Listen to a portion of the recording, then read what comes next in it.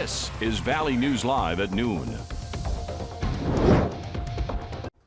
New information this afternoon in the trial of Derek Shelvin.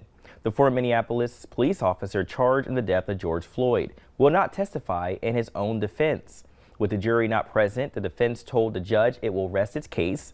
Then Shelvin spoke in court, invoking his Fifth Amendment right to remain silent, telling the judge it was his decision and his decision alone not to testify.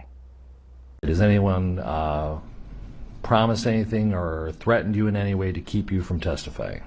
No promises or threats, Your Honor. Do you feel that your decision not to testify is a voluntary one on your behalf? Yes, it is.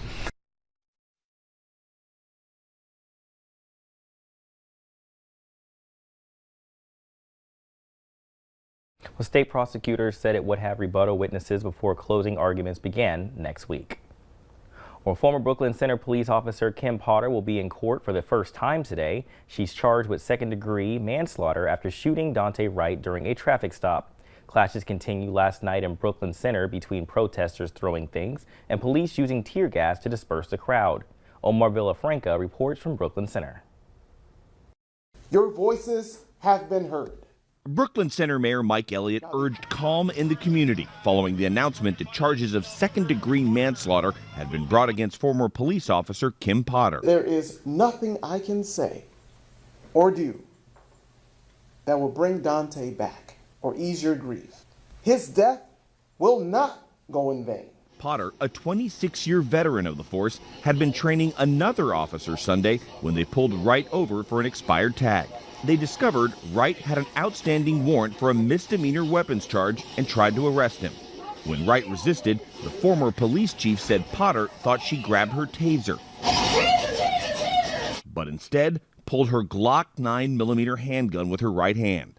An investigator examining Potter's duty belt after the shooting said her taser was on her left side and her handgun was on the right, as seen in this past photo. According to the criminal complaint, the taser was yellow with a black grip and set in a straight draw position, meaning the defendant would have to use her left hand to draw the taser out of its holster. A taser also weighs about 8 ounces, while a loaded handgun is about 2 pounds. Manslaughter 2 is the least she should get. The least, possibly more. Civil rights activist Al Sharpton praised the decision to charge Potter. If she didn't know in 26 years the difference in size and weight of a gun as opposed to a taser, then how was she a veteran in policing? Potter is now out after posting $100,000 bail. According to the use of force expert, in the last 20 years, there have been 18 cases nationwide where officers confused their weapons and fired at suspects. Well, many areas seeing the snow melt, but others are traveling in those slick and icy conditions like we mentioned yesterday morning. Well, let's check in with meteorologist Lisa Green. Good afternoon. Yes, we are quieting things down. Still a little gray out there here with the cloud cover, but things are looking quieter after the snow. And we just got a recent update, this week's drought update. And one area where I want to point out where we've had some improvement is in northwest Minnesota, where the moderate drought has been reduced down to abnormally dry conditions. And this is as a result of the rains that we had last week.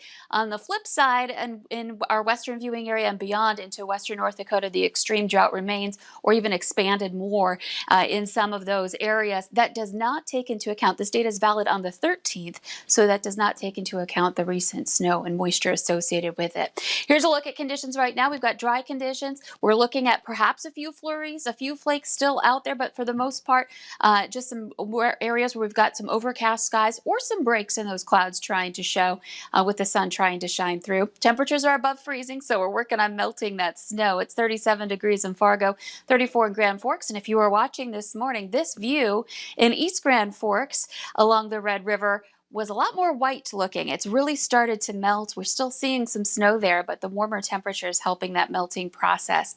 Temperatures today will get into the 40s for this afternoon, and the clouds do hang around through the rest of the day. We'll let you know when more sunshine will be coming our way in just a couple of minutes. Well, thank you, Lisa. We'll tune into you in a few minutes to find out more. Now, new at noon, federal funding is coming to help child care providers and improve access to child care for low-income families across Minnesota. Today, Governor Tim Walz announced the state has received $135 million in federal relief funding. Now, Walz says the child care industry has been essential to the state's COVID-19 response, and it will help drive the economic recovery forward, adding that the money will go directly to child care providers and working families. The Department of Human Services sent emails to eligible child care providers with information about how to apply for relief funds. Now, we're getting a look today at where our local hospitals and clinics are at when it comes to administering COVID-19 vaccinations. Take a look at this. Grand Forks Public Health has administered over 31,000 shots. Essentia Health has administered over 125,000 in the communities that they serve across North Dakota and Minnesota. Sanford has provided over 53,000 in Fargo alone, and when you include Mayville, Hillsboro, Wahpeton, and Valley City, over 117,000. Clay County Public Health is near the 12,000 mark, and Fargo-Cass Public Health has administered over 40,000.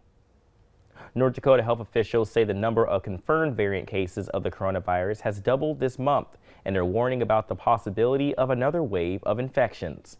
The state lab has identified 79 total cases of 4 variants, including 50 of the one first identified in the United Kingdom, 28 of the 2 California variants, and 1 of the South African variant.